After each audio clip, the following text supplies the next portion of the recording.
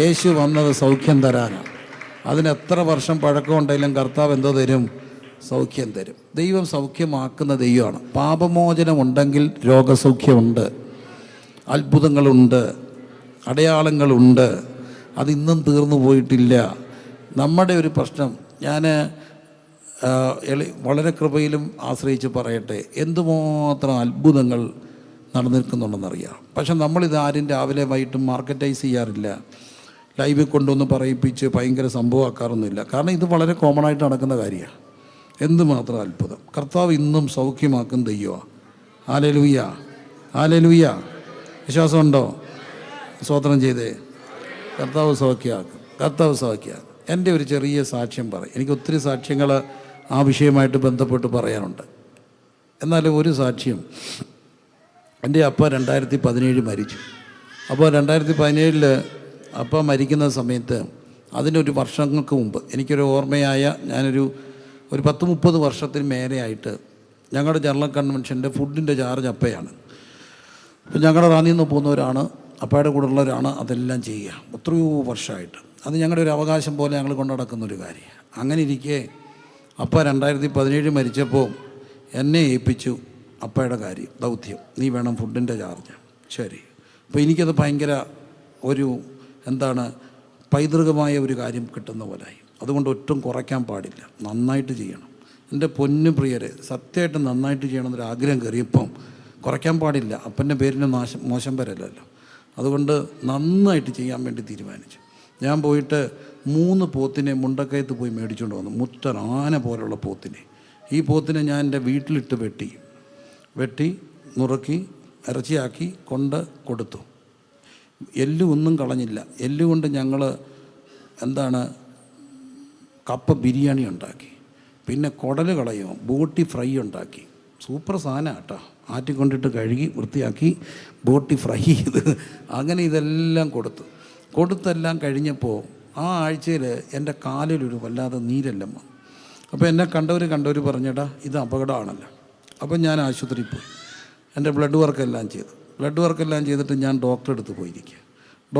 പോയിരുന്നപ്പം doctor എന്നെ ഇങ്ങനെ നോക്കിയിട്ട് പറഞ്ഞു, അപ്പോൾ എന്നെ അറിയാം ഡോക്ടർ.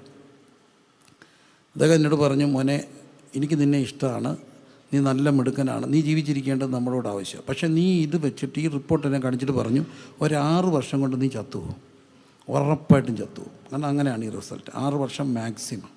അതിനിടയ്ക്ക് തന്നെ വേഴ്സാകും. പക്ഷെ നീ ഒരു 40 വർഷം ജീവിക്കണമെന്ന് എനിക്ക് ആഗ്രഹമുണ്ട്. നല്ലവനല്ലേ, ജീവിക്കട്ടെ. പക്ഷേ ഒരു കാര്യം, നീ ഇന്ന കഴിക്കല്ലേ, ഇറച്ചി തിന്നല്ലേ, മീൻ തിന്നല്ലേ, മുട്ട തിന്നല്ലേ, പയർ തിന്നല്ലേ, അത് കഴിക്കരുത്. പിന്നെ നിനക്ക് കഴിക്കാം വെണ്ടയ്ക്ക, കോവയ്ക്ക, പാവയ്ക്ക, ഇങ്ങനെ കുറേ കാര്യം പറഞ്ഞു. എല്ലാം ഞാൻ കേട്ടു. മനസ്സിലായോ എന്ന് ചോദിച്ചു. മനസ്സിലായെന്ന് പറഞ്ഞു. 2 ആഴ്ച കഴിഞ്ഞ് ബ്ലഡ് റിപ്പീറ്റ് ചെയ്യണം എന്ന് പറഞ്ഞു. ശരിയെന്ന് പറഞ്ഞു. ഞാൻ അന്നേരം എൻ്റെ ഒരു ജീപ്പയിലാണ്. എനിക്കങ്ങ് സങ്കടം തോന്നി, കഴിക്കരുത്. ഞാൻ ആ ജീപ്പുമായിട്ട് ആ ഹോസ്പിറ്റലിൻ്റെ അവിടെ നിന്ന് വന്നൊരു ഒതുങ്ങിയ സ്ഥലത്ത് ഇട്ടിട്ട് തമ്പുരാൻ്റെ പറഞ്ഞു, തമ്പുരാനെ 3 പോത്തിനെ വെട്ടി ഞാൻ കൊടുത്ത. ആ പോത്തിൻ്റെ കടം വീടണം ഞാൻ ഇനി 1 വർഷം കൺവെൻഷൻ പ്രസംഗിക്കണം. അവിടെ അവസ്ഥയത് എന്നോടാ പറഞ്ഞ കഴിക്കരുത്. അത് ശരിയോ തെറ്റോ?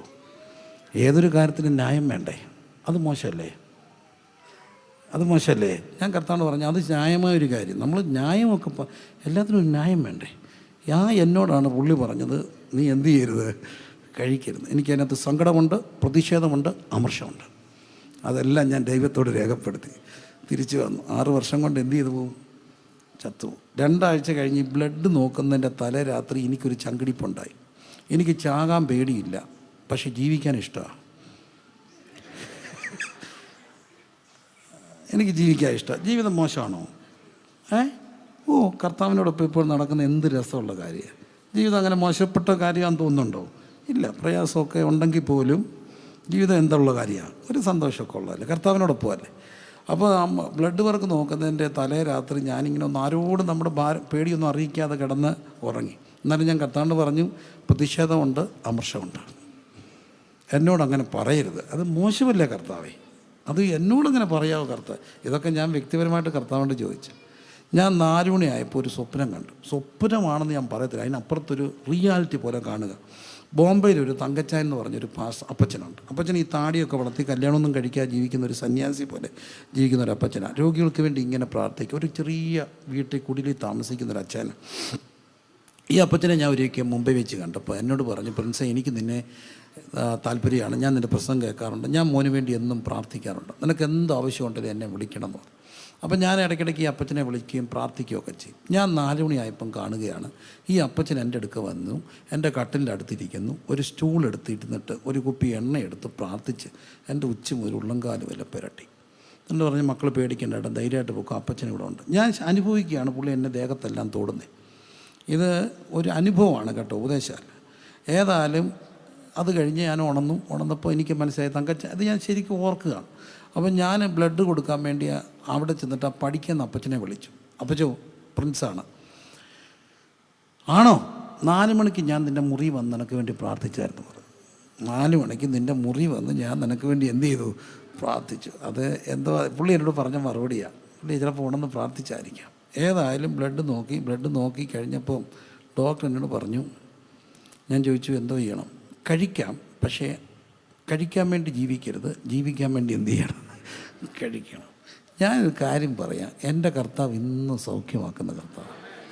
എത്ര വർഷം പഴക്കമുണ്ടെങ്കിലും അടിപ്പിണരുകളാൽ സൗഖ്യമുണ്ട്, അടിപ്പിണരുകളാൽ സൗഖ്യമുണ്ട്. ഞങ്ങളുടെ നാട്ടിലെ ഒരു സഹോദരി ക്യാൻസർ വന്ന് മരിക്കുമ്പോൾ തലേ രാത്രി അവർ മരിക്കുമെന്ന് ഉറപ്പായപ്പം ആ സഹോദരി അമ്മയെ വിളിച്ച് പറഞ്ഞു, എനിക്കിനി അധികം മണിക്കൂറില്ല, ഞാൻ മരിക്കുക. പക്ഷേ എൻ്റെ ബോഡി വെച്ചിട്ട് അമ്മ ധൈര്യമായിട്ട് പറയണം, എൻ്റെ മകൾ മരിച്ചു, പക്ഷേ എൻ്റെ കർത്താവ് ഇന്നും സൗഖ്യദായകനായി ഉയരത്തിലുണ്ട്. ഒരാൾ മരിച്ചത് കൊണ്ട് യേശു സൗഖ്യദായകനല്ലെന്ന അർത്ഥമല്ല, കർത്താവ് ഇന്നും സൗഖ്യമാക്കുന്ന കർത്താവാണ്. ആണ്ടുകൾ പഴക്കമുള്ള പ്രശ്നങ്ങൾക്ക് പരിഹാരം വരുത്തുവാൻ കഴിവുള്ള ഒരിടമുണ്ട്, അത് നമ്മുടെ ക്രിസ്തു സന്നിധിയാണ്. ഹല്ലേലൂയ. ഈ രാത്രിയിലും ആ കർത്താവ് ഈ ഓഡിറ്റോറിയത്തിനകത്തുണ്ട്. ഇരു കരങ്ങൾ ഉയർത്തി രോഗസൗഖ്യത്തിന് വേണ്ടി പ്രാർത്ഥിച്ച്, വ്യക്തിപരമായിട്ട് പ്രാർത്ഥിച്ച്. അട്ടിപ്പിണരുകളാൽ സൗഖ്യമുണ്ട്. ആന്തരിക അവയവങ്ങൾ സുഖപ്പെടട്ടെ. രോഗം വന്ന് ക്ഷീണിച്ചവർ ബലപ്പെടട്ടെ. വ്യക്തിപരമായി ഇന്ന് രാത്രി രോഗസൗഖ്യം മക്കളുടെ അവകാശമാണ്. 2 രീതിയിൽ കൈകളും ഉയർത്തിപ്പിടിച്ചുകൊണ്ട് തന്നെ നിൽക്കുമ്പോൾ 2 രീതി സൗഖ്യം ഉണ്ടാകും. 1 സഡൻ ഹീലിംഗ്, 2 രോഗശാന്തി. കർത്താവ് ചിലപ്പം പറയും, ആ രോഗം അവിടെ ഇരിക്കട്ടെ, പക്ഷേ എൻ്റെ കൃപ നിനക്ക് മതി, എൻ്റെ ശക്തി ബലഹീനതയെ തികഞ്ഞു വരും. ആ രോഗം നിന്നെ തൊടാതെ ദൈവം കാക്കും. ആ രോഗത്തിൻ്റെ മീതെ ചവിട്ടി നടക്കാനുള്ള കൃപ തരും. 1 സഡൻ ഹീലിംഗ്, അല്ലെങ്കിൽ രോഗശാന്തി. 2 എൻ്റെ യേശു യഹോവ റാഫ, അവൻ്റെ അട്ടിപ്പിണരുകളാൽ സൗഖ്യമുണ്ട്. നാം പാപം സംബന്ധിച്ച് മരിച്ച് നീതിക്ക് ജീവിക്കേണ്ടതിന് നമ്മുടെ പാപങ്ങളെ വഹിച്ചുകൊണ്ട് ക്രൂശിന്മേൽ കയറി അട്ടിപ്പിണരുകളാൽ സൗഖ്യം തരാമെന്ന് പറഞ്ഞ കർത്താവ് ഈ രാത്രി എഴുന്നള്ളി ഈ ബൈബിൾ ക്ലാസ്സിനകത്ത് വന്നിട്ടുണ്ട്. കേവലം വചനം കേൾക്കുകയല്ല, വചനത്തിൻ്റെ ജീവൻ ശക്തി യേശുവിൻ്റെ നാമത്തിൽ വ്യാപരിക്കട്ടെ, യേശു കർത്താവിൻ്റെ നാമത്തിൽ വ്യാപരിക്കട്ടെ. ഇത് പറഞ്ഞുകൊണ്ടിരിക്കുമ്പോൾ തന്നെ വ്യക്തികളുടെ രോഗസൗഖ്യം വ്യാപരിക്കട്ടെ, രോഗസൗഖ്യം വ്യാപരിക്കട്ടെ, രോഗസൗഖ്യം വ്യാപരിക്കട്ടെ, രോഗസൗഖ്യം വ്യാപരിക്കട്ടെ. അർഖന റിബ ലഗ ധന ഹന്ധന ഷാദാന ഹത്തിനിയ.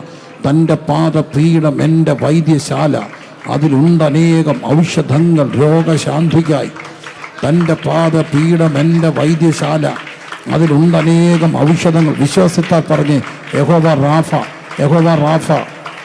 ഹല്ലേലൂയ, നാം പാപം സംബന്ധിച്ച് മരിച്ച് നീതിക്ക് ജീവിക്കേണ്ട നമ്മുടെ പാപങ്ങളെ വഹിച്ചുകൊണ്ട് ക്രൂശിന്മേൽ കയറി അടിപ്പിണരുകളാൽ സൗഖ്യം, അടിപ്പിണരുകളാൽ സൗഖ്യം. അവൻ നിൻ്റെ യൗവനം കഴുകനെ പോലെ പുതുക്കി വരത്തക്കവണ്ണം വായിക്ക് നന്മ കൊണ്ട് തൃപ്തി വരുത്തുന്ന ദൈവം. യൗവനക്കാർ ക്ഷീണിച്ചു പോകും, ബാല്യക്കാർ ഇടറി വീഴും, എങ്കിലും യഹോവയെ കാത്തിരിക്കുന്നവർ ശക്തിയെ പുതുക്കും. അവർ കഴുകന്മാരെ പോലെ ചിറകടിച്ചുയരും, അവർ ക്ഷീണിച്ചു പോകാതെ ഓടും. കാലുകൾക്ക് സൗഖ്യം യേശുവിൻ്റെ നാമത്തിൽ, കാലിന് സൗഖ്യം, അസ്ഥികൾക്ക് സൗഖ്യം ഉണ്ടാകട്ടെ. നീ എൻ്റെ കാലുകളെ മാൻപേടക്കാലാക്കും, അങ്ങൻ്റെ കാലുകളെ മാൻപേടക്കാലാക്കും. യേശു കർത്താവിൻ്റെ നാമത്തിൽ ഇന്ന് രാത്രി ദൈവിക രോഗസൗഖ്യം വിശ്വാസത്താൽ സ്വീകരിക്കണം, വിശ്വാസത്താൽ സ്വീകരിക്കണം. എൻ്റെ യേശു വരുന്നിടത്ത് സൗഖ്യമുണ്ട്. അതൊരു മാജിക്കല്ല, അത് ഒരു പ്രസംഗകൻ്റെ അത്ഭുത സിദ്ധിയല്ല. യേശുവിനെ കുറിച്ച് പറയുന്നിടത്ത് സൗഖ്യമുണ്ട്. യേശുവേ നന്ദി, യേശുവേ ആരാധന, യേശുവേ സ്തുതി, യേശുവേ നന്ദി. സൗഖ്യം വ്യാപരിക്കട്ടെ. ബുദ്ധിമണ്ഡലങ്ങൾ പഠിക്കാൻ പുറകിലായ മക്കൾ, അവരുടെ ബുദ്ധിമണ്ഡലത്തിന്മേൽ ഒരു പുതിയ ബ്രെയിൻ ഇൻസ്റ്റോൾ ചെയ്യട്ടെ.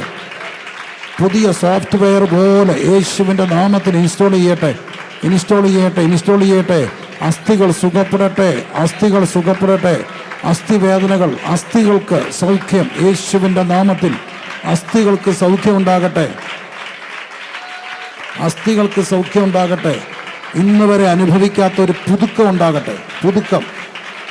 യഹോവയെ കാത്തിരിക്കുന്നവർ ശക്തിയെ പുതുക്കും. അവർ കഴുകന്മാരെ പോലെ ചിറകടിച്ചുയരും. രഖന, ഹദ്ദന, റിബ, ലഗദന, എല്ലാ സ്കിൻ ഡിസീസുകൾ യേശുവിൻ്റെ നാമത്തിൽ സൗഖ്യമാകട്ടെ. സ്കിൻ ഡിസീസ് സൗഖ്യമാകട്ടെ. തൈറോയിഡിൻ്റെ പ്രയാസങ്ങൾ യേശു കർത്താവിൻ്റെ നാമത്തിൽ സുഖപ്പെടട്ടെ. തൈറോയിഡ് യേശുവിൻ്റെ നാമത്തിൽ, അതിൻ്റെ ബലഹീനതകൾ സൗഖ്യമാകട്ടെ. യേശു സൗഖ്യദായകൻ. ദുശീലങ്ങൾ സൗഖ്യമാകട്ടെ. ഇന്ന് വരെയും പുറത്തു വരാൻ കഴിയാത്ത ചില മേഖലകൾക്കകത്തുകൊണ്ട് നസ്രയനായ യേശുവിൻ്റെ നാമത്തിൽ ജനം പുറത്തു വരട്ടെ. യേശുവേ നന്ദി. ഇതിനകത്ത് ഭയങ്കര ദൈവസാന്നിധ്യം. അത് എനിക്കറിയാം. ചിലരുടെ ശരീരത്തിൽ അത് അനുഭവിക്കുന്നുണ്ട്. ശരീരത്തിൽ ഇവിടെ ഇരിക്കുന്നവർ ചിലർ യേശുവിൻ്റെ സാന്നിധ്യം അനുഭവിക്കുന്നുണ്ട്. ഉപരിപ്ലവമായ ഒരു ബഹളമല്ല, വ്യക്തിപരമായി ശരീരത്തിൽ സൗഖ്യങ്ങൾ. കർത്താവ് നിങ്ങളെ തൊടുന്ന അനുഭവങ്ങൾ വിശ്വാസത്താൽ പ്രാപിച്ചേ. ഇന്നലെ നമ്മൾ പറഞ്ഞു, അകലെ അത്ഭുതം ഉണ്ടാകും. ആണ്ടുകൾ പഴക്കമുള്ള പ്രശ്നങ്ങൾക്ക് യേശു പരിഹാരം വരുത്തും. ബന, ഹതന, അന്ധന, റഗല, ഹത്തിനിയ, റഗനിയ, ശഗനിയ. യേശുവേ ആരാധന, യേശുവേ നന്ദി, യേശുവേ ആരാധന.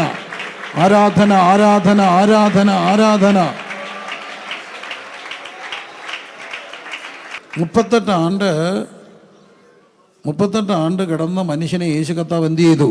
സുഖപ്പെടുത്തി. പൗരുഷൻ്റെ ഈ ശുശ്രൂഷകൾ എളിവനായി ഞങ്ങൾ കോവിഡിൻ്റെ സമയത്താണ് ചെല്ലുക. ഒത്തിരി അത്ഭുതങ്ങൾ കർത്താവ് നടന്നിട്ടുണ്ട്. എടുത്തുകൊണ്ട് വന്ന ഒരു സഹോദരി ഇന്ന് സ്റ്റെപ്പുകൾ കയറി ബുള്ളറ്റൊക്കെ ഓടിച്ച് എറണാകുളത്തോട് നടപ്പുണ്ട്. വലിയ അത്ഭുതമൊന്നും നടന്നില്ല, ഗ്രാജുവലായിട്ട് അതങ്ങ് നടക്കുകയാണ്. കർത്താവിൻ്റെ വചനം പറയുന്നിടത്തെല്ലാം സൗഖ്യമുണ്ട്. പക്ഷേ എൻ്റെ മനസ്സിൽ വലിയ സന്തോഷം ഉണ്ടായൊരു അനുഭവമുണ്ട്. അച്ചായന് റിട്ടയർഡ് ഒരു ഗവൺമെൻറ് ഉദ്യോഗസ്ഥൻ, അദ്ദേഹം പൗരുഷന് വന്ന സാക്ഷ്യം പറഞ്ഞു. അദ്ദേഹത്തിൻ്റെ കോവിഡ് മൂർച്ഛിച്ച്, അന്ന് ആ കോവിഡിൻ്റെ പീക്ക് ടൈമാണ്, ഭയങ്കര പീക്ക് ടൈം. അദ്ദേഹം തിരുവല്ലയിലുള്ള ഒരു ഹോസ്പിറ്റലിൽ വെൻറ്റിലേറ്ററിലാണ്, ഭയങ്കര സീരിയസ് ആണ്. അദ്ദേഹം മരിച്ചു എന്നുള്ള വാർത്തകൾ അറിഞ്ഞുകൊണ്ടിരിക്കുക, ഒരു മിസ്റ്റിക്കൽ എക്സ്പീരിയൻസ് പോലെ. അപ്പോൾ ഞങ്ങൾ അന്നേരം ഇങ്ങനെ പ്രാർത്ഥിച്ചുകൊണ്ടിരിക്കുമ്പോൾ ഫോണിലൂടെയും അല്ലാതെയും ഒക്കെ പ്രാർത്ഥന ആവശ്യങ്ങൾ വരും, അവർക്ക് വേണ്ടി പ്രാർത്ഥിക്കും. ഇത് ലൈവ് ശുശ്രൂഷകൾ നടക്കുകയാണ്. അപ്പോൾ അങ്ങനെ നടക്കുന്ന സമയത്ത് ഞങ്ങൾ മുഴങ്കാലി ഇരുന്ന് പ്രാർത്ഥിക്കുകയാണ്. ഇവർ റിക്വസ്റ്റുകൾ വരും, അതിനുവേണ്ടി പ്രാർത്ഥിച്ചുകൊണ്ടിരിക്കും. അപ്പോൾ ഈ ശുശ്രൂഷ നടക്കുമ്പോൾ ഇദ്ദേഹം സീരിയസ് ആണെന്നുള്ള വാർത്തകൾ അറിയിക്കുന്നു, പ്രാർത്ഥിക്കുന്നു. അദ്ദേഹത്തിൻ്റെ അവസ്ഥ ഭയങ്കര സീരിയസ് ആയി. അദ്ദേഹം വന്ന് സാക്ഷ്യം പറഞ്ഞാൽ അദ്ദേഹത്തിൻ്റെ അവസ്ഥ ഭയങ്കര സീരിയസ് ആയിട്ട് അദ്ദേഹം മനസ്സിലായി മരിക്കുകയാണ്. അപ്പോൾ ഈ ഇദ്ദേഹം മരിച്ചു എന്നുള്ള വാർത്തകൾ പോലൊക്കെ വരുന്നു, ഭയങ്കര സീരിയസ് ആകുന്നു. ആ സമയത്ത് അദ്ദേഹത്തിനൊരു എക്സ്പീരിയൻസ് ഉണ്ടായി. അദ്ദേഹം മരിച്ചു, അദ്ദേഹം കാണുകയാണ് അദ്ദേഹം മരിച്ചു. ആ മനുഷ്യൻ മരിച്ച് ബോഡിക്ക് പുറത്ത് വന്നു. പുള്ളി കാണുന്ന ഒരു കാര്യം, പുള്ളിയുടെ പെട്ടി, ശവദേഹം വഹിക്കുന്ന പെട്ടി, മൃതദേഹം എടുത്ത പെട്ടിയിലൊക്കെ ആക്കി ഒരുക്കി പുള്ളി കാണുകയാണ്. ഒരു ആംബുലൻസെ വെച്ചുകൊണ്ട് വീട്ടിലോട്ട് കൊണ്ടുപോകാം. പുള്ളി കാണുക, പുള്ളി അപ്പോഴത്തേന് പുള്ളിക്ക് സീരിയസ് ആണെന്നുള്ള വാർത്തകളാണ് വരുന്നത്. അദ്ദേഹത്തെ ആംബുലൻസിലെടുത്തുകൊണ്ട് മൃതദേഹമായിട്ട് വീട്ടിലേക്ക് കൊണ്ടുപോകുന്നു. എന്നിട്ട് ഈ പുള്ളി കാണുകയാണ് വീടിൻ്റെ പടിക്കൽ അവിടെ ചെന്നിട്ട് ഈ മൃതദേഹം ആംബുലൻസിൽ നിന്ന് ഇറക്കിയിട്ട് വീട്ടിലോട്ട് ഇങ്ങനെ ചുമന്നുകൊണ്ട് പാട്ടും പാടി കൊണ്ടുപോകും. എടുത്തുകൊണ്ട് ഈ പ്രൊസഷൻ പോലെ വീട്ടിലോട്ട് പോകുമ്പോൾ പുള്ളി കാണുന്ന കാഴ്ച, കുറേ ഉപദേശിമാർ മുട്ടുകുത്തി ഈ പ്രൊസഷനെ, ഈ വിലാപയാത്രയെ ബ്ലോക്ക് ചെയ്തു. എന്ത് ചെയ്താൽ കയറ്റിവിടത്തില്ല. അപ്പോൾ ഈ എടുത്തുകൊണ്ട് വരുന്നവർ അവിടെ നിന്നു. പുള്ളി വന്ന് സാക്ഷ്യം പറഞ്ഞ കാര്യം, എടുത്തുകൊണ്ട് വന്നവർ അവിടെ നിന്നു. കാരണം ഈ മുട്ട് കുത്തി ഇന്നവർ കയറ്റിവിടുന്നില്ല. അപ്പോൾ പുള്ളിക്കാരൻ പറഞ്ഞ് അതിനകത്തുനിന്ന് ഒരു ഉപദേശി ചാടി എഴുന്നേറ്റ് ഒരു സിസർ കട്ടടിച്ചു, ഒരൊറ്റ തൊഴി പെട്ടിക്കിട്ട് പെട്ടി മറിഞ്ഞ് താഴെ വീണു. പിട്ടോന്ന് വീണപ്പം പുള്ളി അങ്ങ് ജീവിച്ചു. ഇപ്പം ജീവനോടിരിപ്പുണ്ട് ഇപ്പോഴും. അപ്പോൾ എനിക്കൊരു കൗതുകം തോന്നി. ഞാൻ അച്ചാൻ്റെ ചെവി ചോദിച്ചു, ഏത് ഉപദേശിയാണ് അടിച്ചെന്ന് ചോദിച്ചു.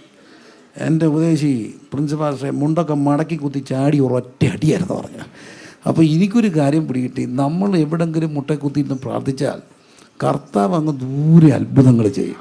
ഇന്നും ദൈവം സൗഖ്യമാക്കും ദൈവമാണ്. അദ്ദേഹം വന്നത് പരസ്യമായി സാക്ഷ്യം പറഞ്ഞു. ഗവൺമെൻറ് റിട്ടയർഡ് ഉദ്യോഗസ്ഥനാണ്. അന്ന് തൊട്ട് ആ കുടുംബമായിട്ട് നല്ലൊരു ഹൃദ്യമായ ബന്ധമുണ്ട്. ഞാൻ പറയുന്നതിൻ്റെ താല്പര്യം, എൻ്റെ യേശു സൗഖ്യമാക്കുന്ന കർത്താവാണ്. തൻ്റെ പാദപീഠം എൻ്റെ വൈദ്യശാല, അതിലുണ്ടനേകം ഔഷധങ്ങൾ രോഗശാന്തിക്കായി. വിശ്വസിക്കുന്നവരെല്ലാം കരങ്ങൾ ഉയർത്തി സ്തോത്രം ചെയ്തേ. അങ്ങനെ അവിടെ നാം കാണുകയാണ്, ആ കർത്താവ് 38 ആണ്ട് കുളക്കവേ കിടന്ന മനുഷ്യനെ എന്ത് ചെയ്തു? സുഖപ്പെടുത്തി. Hallelujah, hallelujah. 6-ാം അധ്യായത്തിലേക്ക് നമുക്ക് വരാം. 5-ാം അധ്യായത്തിൽ ആണ്ടുകൾ പഴക്കമുള്ള പ്രശ്നങ്ങൾക്ക് കർത്താവ് പരിഹാരം വരുത്തുകയാണ്. 6-ാം അധ്യായത്തിലേക്ക് വരുമ്പോൾ വലിയൊരു പുരുഷാരം കർത്താവിൻ്റെ അടുക്കൽ വരികയാണ്. അപ്പോൾ ഫിലിപ്പോസിനോട് കർത്താവ് ചോദിച്ചു, ഇവർക്ക് കഴിക്കാൻ കൊടുക്കണ്ടെന്ന് ചോദിച്ചു. പരീക്ഷിക്കാനാണ് ചോദിച്ചത്. അപ്പോൾ ഫിലിപ്പോസ് കണക്ക് കൂട്ടിയിട്ട് പറഞ്ഞു, അല്പാൽപ്പം കൊടുക്കേണ്ടതിന് 200 അപ്പത്തിന് എന്ത് ചെയ്തേയില്ല, 200 പണത്തിന് അപ്പം മതിയാകില്ല. കുറച്ച് പേർക്ക് എന്ന് പറഞ്ഞാൽ സമർത്ഥമായിട്ടൊന്നും കൊടുക്കാനില്ല. അല്പാൽപ്പം, നമ്മുടെ ഭാഷയിൽ പറഞ്ഞാൽ ഒരു ബന്നും കാപ്പിയോ ഒരു സ്നാക്സും ഒരു എന്തെങ്കിലും ഒരു ഡ്രിങ്ക്സൊക്കെ കൊടുത്ത് വിടണമെങ്കിൽ പോലും 200 പണത്തിന് മതിയാകത്തില്ല. എന്നിട്ട് അവൻ പറഞ്ഞു, ഇവിടെ ആരുണ്ട്? ഒരു ബാലകനുണ്ട്, അവൻ്റെ കയ്യിൽ എന്തുണ്ട്? 5 അപ്പവും 2 മീനും ഉണ്ട്, എങ്കിലും ഇത്ര പേർക്ക് ഒന്നും ഇല്ലല്ലോ എന്ന് പറഞ്ഞു. അപ്പോൾ യേശു കർത്താവ് പറഞ്ഞൊരു മറുപടിയുണ്ട്.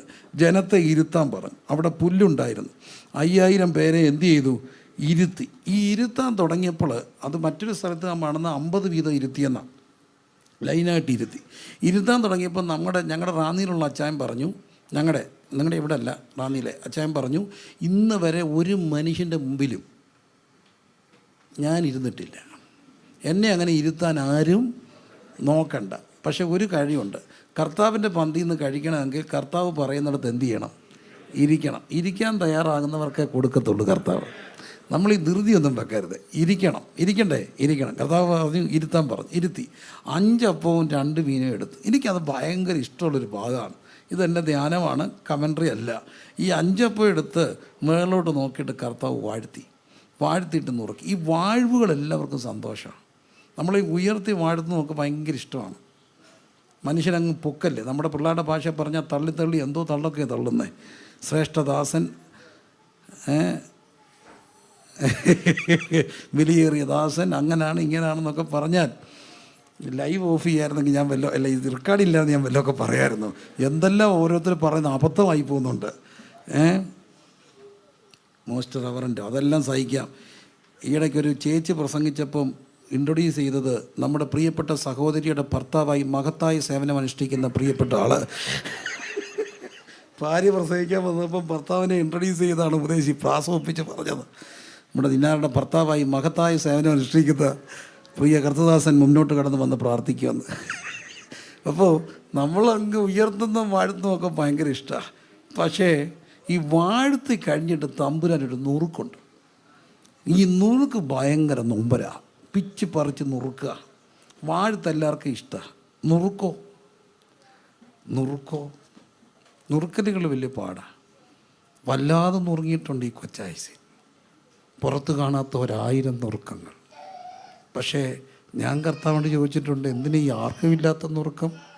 കർത്താവ് എന്നോട് പറഞ്ഞു, നീ നിനക്ക് വേണ്ടി തന്നെ ഉള്ളവനാണെങ്കിൽ ഒരു നുറുക്കം ഉണ്ടാകത്തില്ല. പക്ഷേ ഈ 5 അപ്പം 5000 പേർക്ക് കൊടുക്കണമെങ്കിൽ നുറുക്കിയവർക്ക് മാത്രമേ കൊടുക്കാനൊക്കത്തുള്ളൂ. ജീവിതത്തിൽ ഒത്തിരി നുറുക്കലുകളോട് പോയ 1000 പേര് ഈ ക്രിസ്തീയ കോളത്തിലുണ്ട്. അവരൊരു വാക്ക് പറഞ്ഞാൽ അത്ഭുത സൗഖ്യങ്ങളൊക്കെ ഉണ്ടാകും. അവരൊരു വാക്ക് പറഞ്ഞാൽ വലിയ വിടുതലുണ്ടാകും. എന്തിനാ കർത്താവ് ഈ നുറുക്കം? നിനക്ക് വേണ്ടി മാത്രം ഉള്ളവനെ പ്രത്യേക നുറുക്കലൊന്നും ഉണ്ടാകത്തില്ല.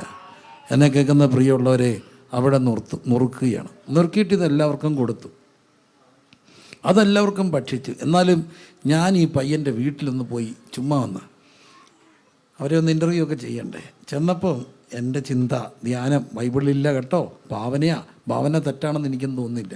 എന്നാലും അവിടെ ചെന്നപ്പം വേറെ പിള്ളേരൊക്കെ ഉള്ളൊരു വീടാണ്. ആ വീട്ടിൽ ചെന്നപ്പോഴാണ് എനിക്കും മനസ്സിലാകുക, അവരുടെ മൂത്തമോൻ ഇപ്പം ഭയങ്കര മിടുക്കനാണ്. അവന് MBBS കഴിഞ്ഞ് MS അഡ്മിഷൻ കിട്ടി പോവുക. രണ്ടാമത്തെ കൊച്ചൻ ഇപ്പോൾ ഡൽഹിയിൽ JNU യൂണിവേഴ്സിറ്റിയിൽ നിന്ന് കഴിഞ്ഞിട്ട് IAS കോച്ചിങ്ങിലാണ്, മിടുക്കനാണ്. മൂന്നാമത്തെ പെണ്ണ് ഭയങ്കര മിടിക്കുക. അവൾ നീറ്റ് എഴുതിയിട്ട് ഇപ്പം മെഡിസിൻ അന്വേഷണം കിട്ടി. ഇളയ ഒരുത്തനുണ്ട്, ഒരക്ഷരം പഠിക്കത്തില്ല. അവൻ വീട്ടിൽ ഇരുന്ന കുരുത്തക്കേടിൻ്റെ ഉസ്താദാണ്. അതുകൊണ്ട് അമ്മ പറഞ്ഞു, ദാണ്ട് അവിടെ യോഗമുണ്ട്, 5 അപ്പം കൊടുത്തിട്ട് പറഞ്ഞു തിരിച്ച് വരണ്ട, വൈകുന്നേരം വരാവൂ, ഇടയ്ക്കൊന്നും വരല്ലേ, പൊക്കോളം പറഞ്ഞു. ഞങ്ങൾ ഈ VBS നടത്താറ്. ഇവിടെ കഴിഞ്ഞ ദിവസം ഒരു VBS ഉണ്ടായിരുന്നു. ഇവിടുത്തെ പിള്ളേരൊക്കെ പാവങ്ങളാണ്. ഞങ്ങൾ കേരളം കണ്ട ഏറ്റവും വലിയ VBS നടത്താൻ ഭാഗ്യം കിട്ടിയിട്ടുണ്ട്. 2000 പിള്ളേർ, അതിലേറെ പിള്ളേർ. എന്നോ ബഹളമെന്നറിയോ എൻ്റെ പൊന്നെ. ഇവരെ തിരിച്ച് വീട്ടിലെത്തിക്കാൻ വലിയ പാടാണ്. തെക്കോട്ട് പോകേണ്ടവൻ വടക്കോട്ട് പോകും, വടക്കോട്ട് പോകേണ്ടവൻ തെക്കോട്ട് പോകും. അതൊക്കെയാണ് ഈ VBSൻ്റെ പ്രശ്നം. എന്നാലും VBS കഴിയുമ്പോൾ നമ്മൾ ഓർക്കും ഈ VBSൻ്റെ കഷ്ടപ്പാട് ഭയങ്കര. അതുകൊണ്ട് അടുത്ത പ്രാവശ്യം VBS വേണ്ടാന്ന് തീരുമാനിക്കുമ്പോൾ അക്രൈസ്തവരായ അമ്മമാർ ഞങ്ങളോട് പറഞ്ഞിട്ടുണ്ട്, പക്ഷേ ഈ പ്രാവശ്യം VBS ഇല്ല, വലിയ പാടാണ് സിസ്റ്ററെ, ഭയങ്കര കാര്യങ്ങൾ, ബുദ്ധിമുട്ടാണ്. അയ്യോ നല്ല അനുഗ്രഹമാണ് കേട്ടോ, പിള്ളേർക്കൊക്കെ സന്തോഷമാണ്, നടത്തണം. ഇത് നമ്മളോടുള്ള സ്നേഹം കൊണ്ടൊന്നും അല്ല. അവധി ഇടുമ്പോൾ ഒരാഴ്ച ഇതുങ്ങളെ എങ്ങനെ സഹിക്കണം എന്ന് വെച്ചുകൊണ്ടിരിക്കുമ്പോഴാണ് VBS എന്ന് പറയുന്നത്. വണ്ടിയും കൊണ്ട് വരും, കയറ്റിക്കൊണ്ട് പോയിക്കോളും. പിന്നെ എന്താണെന്നറിയാം, ഇങ്ങോട്ട് കൊണ്ടുവന്നാൽ നമ്മൾ ഇവരെ ഇട്ട് ചാടിക്കും. യേശു കർത്താവിൻ്റെ കുഞ്ഞാടുകളെ, are you ready? Oh yes, come on everybody. ഒരൊറ്റ ചാട്ടവും ബഹളവും. പോകാൻ നേരത്ത് ഇന്നലെ നടത്തി VBSലൊക്കെ നല്ല ഫുഡൊക്കെ കൊടുത്തു. ഞങ്ങളൊക്കെ ഒരു പപ്സും വെള്ളവും കൊടുത്ത് വിടും. തിരിച്ച് ചെല്ലുമ്പോൾ ക്ഷീണമാണ്. പിന്നെ ഒരൊറ്റ ഉറക്കം ഇറങ്ങിയാൽ പിറ്റേ ദിവസം എഴുന്നേക്കത്തുള്ളൂ. അപ്പോൾ ഒരാഴ്ച അങ്ങ് പോയി കിട്ടും. അതിനാണ് പലപ്പോഴും എവിടെ വിടുക, VBSന് വിടുക. മിക്കവാറും ഇങ്ങനൊരു സംഭവമാണ് ഇവനെ വേറെ നിവൃത്തിയില്ലാത്തതിന് 5 അപ്പം കൊടുത്തിട്ട് അവൻ തിമ്മനാ, നല്ലപോലെ കഴിക്കും. അല്ല 5 അപ്പം കഴിക്കുമോ? സാധാരണ പിള്ളേരൊക്കെ 2-3 അപ്പത്തിൽ കൂടുതൽ കഴിക്കുമോ? ഇവൻ 5 അപ്പവും 2 മീനുമാണ്. കാരണം അവൻ നല്ലപോലെ കഴിക്കും, നല്ല ആയമുള്ള ഇറക്കരാണ്. അതുകൊണ്ട് അമ്മ പറഞ്ഞു അവിടെ പോയി ഇരുന്നോളാൻ പറഞ്ഞു. ആർക്കും വലിയ പ്രയോജനമൊന്നും അവനെ കൊണ്ട് തോന്നി കാണത്തില്ല. പക്ഷെ കർത്താവിന് ഈ വീട്ടിലൊത്തിരി പേരും തള്ളപ്പെട്ടവരാണ്. മിടുക്കർക്കൊക്കെ ഭയങ്കര ബുദ്ധിമുട്ടാണ്. പക്ഷെ ചിലരെങ്കിലുമൊക്കെ വീട്ടിൽ തള്ളപ്പെടും, വീട്ടിലൊറ്റപ്പെടും. വലിയ മിടുക്കരൊന്നുമല്ല. പക്ഷെ പിൻപനെ മുൻപനാക്കാൻ തമ്പുരാനൊരു പദ്ധതിയുണ്ട്. അവനെ കർത്താവ് കൊണ്ടുവന്ന് അങ്ങ് പൊലിപ്പിച്ചു. ഇന്ന് എൻ്റെ ഭാഷയിൽ പറഞ്ഞാൽ അവൻ 5000 പേരുള്ള സഭയുടെ പാസ്റ്ററാണ്. അവൻ്റെ അമ്മ അറിയപ്പെടുന്നത് ഈ പാസ്റ്ററുടെ അമ്മയെന്നാണ്. ഡോക്ടറും എൻജിനീയറും എല്ലാം അറിയപ്പെടുന്നത് ഇവരുടെ സഹോദരങ്ങളെന്നാണ്. എൻ്റെ കർത്താവിനൊരു പ്രത്യേകതയുണ്ട്. ഏറ്റവും ഒടുവിലായിട്ടൊക്കെ നിന്നവനെ ഇങ്ങനെ ഉയർത്തി വാഴ്ത്തി കൊണ്ടിരുന്നൊരു കർത്താവുണ്ട്. 5 അപ്പം കൊണ്ട് 5000 പോഷിപ്പിക്കുക. മറ്റൊരു മാന ഇവിടെ കാണാൻ കഴിയും. കയ്യിലുള്ളത് ചെറുതാ, ആവശ്യം വലുതാ, എന്തോ ചെയ്യും. 5 അപ്പം കൊണ്ട് എങ്ങനെ ഇവരെ പോഷിപ്പിക്കും? പക്ഷേ എണ്ണത്തെ വർദ്ധിപ്പിക്കാൻ കഴിയുന്ന കർത്താവുണ്ട്. കയ്യിലുള്ളതൊക്കെ ചെറുതാണെങ്കിലും അത്ഭുതം ചെയ്യാൻ കർത്താവിന് കഴിയും. എൻ്റെ കർത്താവിന് എണ്ണത്തിൻ്റെ മേൽ അധികാരമുള്ളൊരു കർത്താവാണ്. ഇരു കരങ്ങൾ ഉയർത്തി ഒന്ന് സ്തുതിച്ചേ. ഇന്ന് എൻ്റെ കർത്താവ് അത്ഭുതം ചെയ്യും. ഹല്ലേലൂയ. ഇങ്ങനെയുള്ള എത്രയോ മക്കളെ അത്ഭുതകരമായി അവരുടെ ഭാവിയെ അനുഗ്രഹിച്ച കർത്താവുണ്ട്. അവരൊരു കാര്യം ചെയ്തു, ഈ കുഞ്ഞിനെ ആരുടെ കൈ കൊണ്ട് കൊടുത്തു? യേശു കർത്താവിൻ്റെ കയ്യിൽ കൊണ്ട് കൊടുത്താൽ അവനെ ഉയർത്തി വാഴ്ത്തുന്ന ഒരു കർത്താവുണ്ട്. Hallelujah, hallelujah, hallelujah. തള്ളപ്പെട്ടതിനെ മൂലക്കല്ലാക്കുന്ന ഒരു കർത്താവുണ്ട്.